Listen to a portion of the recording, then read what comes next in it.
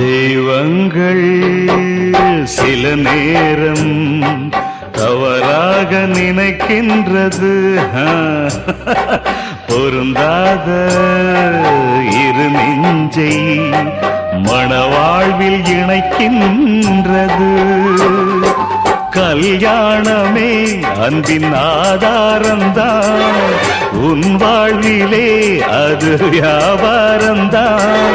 மணி மாளிகை உன் வீடுதான், மாஞ்சோலையில் என் கூடுதான்.